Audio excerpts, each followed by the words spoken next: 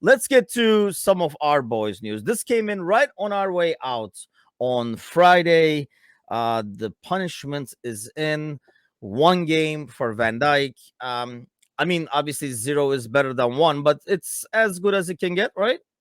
Absolutely, yeah. And especially when we were fearful that it might be 3 to 4 games, then that could have been a little bit more disastrous. But it's a great response from Virgil. It's now time to dominate the league. Like it's a good feeling. I think he handled it very maturely.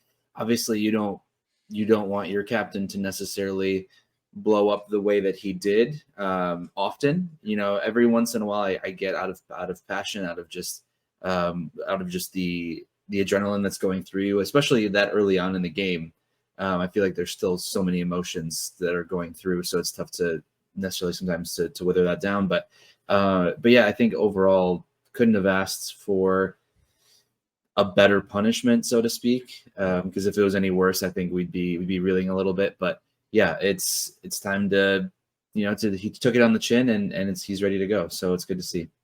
Yeah, I think 0 was out of the question after like everything that we saw. So this is as good as it can get. He adds, it was a red card anyway. I've never got one before at Liverpool, and I think I only about 4 times in my entire career. But apart from that, I still started the season well in the 20. And what do you say to that? I feel like yes, compared to last year, he's definitely been better. I mean, we never expect him to go back and turn back the clock 4 years or something like that, but he had started the season a lot better than how he ended it. Absolutely. I mean, I guess we dominated without him against Villa, so who needs Van Dijk anyway, right? No, I'm kidding. Yeah, when we compare anything to last year, I think we'll see a lot of improvements just because last year was just such a difficult year all around. But there are still some question marks at the back, and still some things that need to be ironed out. And hopefully, maybe taking this a little extra time off is going to be exactly what he needs. But yeah, it's. I think he's played okay. I don't know if I necessarily go well. I'd like a solid 5 to 6.5 out of 10 for the season so far. But in my head, I'm thinking he's played well. He's thinking of himself as an 8 or 9 out of 10 in a way. I guess definitely not that well. I mean, obviously, the old Van Dijk does not even get a red card. Like I've always said that. I mean, the old Van Dijk probably just he plays it differently. His sock and they kind of like walk hand in hand towards the corner flag over there, and he does not make that tackle in. But compared to, I think maybe what we feared after coming back from the injury, and it was natural for it to take a bit longer coming from that injury. Just playing and playing well are 2 different things. Yeah, I thought it was definitely a step in the right direction for him. This gives him a mini break.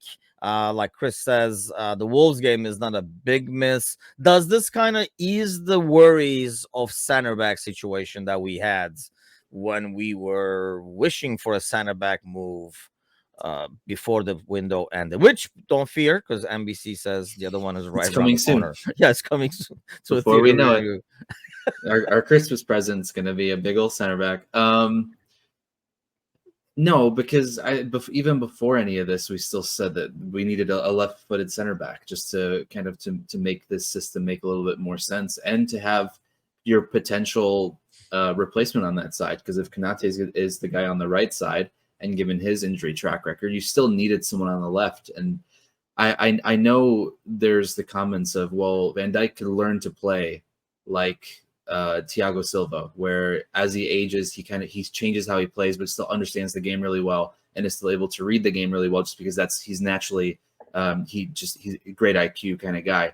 But if he's not going to necessarily go that direction, you're going to need someone to replace him. And we might fall in the same boat with Fabinho, where we didn't have his successor lined up. And I think I know it's easier said than done, because if you want someone that you feel is good enough to be the successor to Virgil van Dijk, that player is going to feel like he should be getting 90 minutes, and he might not want to sit on the bench at Liverpool if he can be getting 38 starts for another team in the Premier League.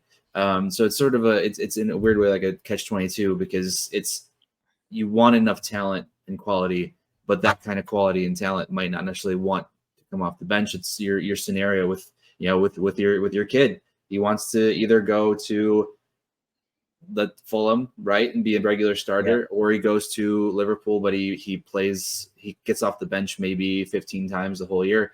What do you do? And everyone's a little bit different, so maybe you do find that center back that's willing to kind of to bet in and take a year or so to really wait for his chance. But yeah, I think overall there still needs to be one that comes in at some point. Unless we want to just absolutely drive Virgil to the ground over the next 6 years.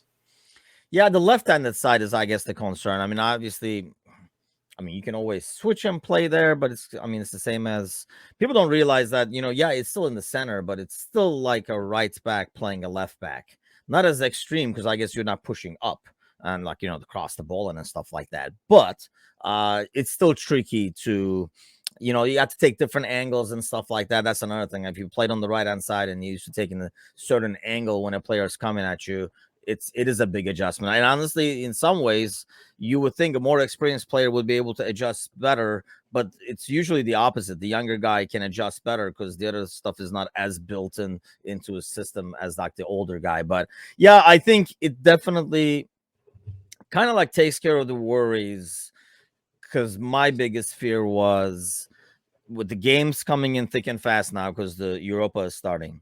I was really worried that if he's not able to play a lot of games, I know he could have played the Europa games and stuff like that. But with Konate's situation, not 100%, you don't know how well he's going to come, if he's going to become able to come back right away. Being available and playing are different things.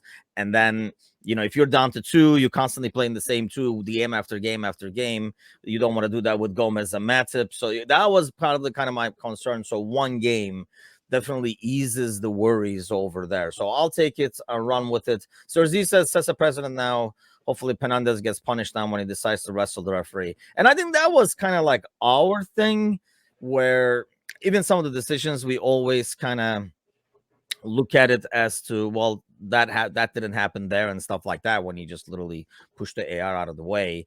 But I think we can all agree that you watch that and one game is kind of running away with it feels like. So I'll take it. That was definitely really, really good news, I thought. And like Chris says, the fact that it's a Wolves game, I hate to take Wolves lightly because I'm worried about that game just because of this timing. Like after the national break, first an early game, early game. Yeah, that's only part probably that worries me about my game, to be honest with you.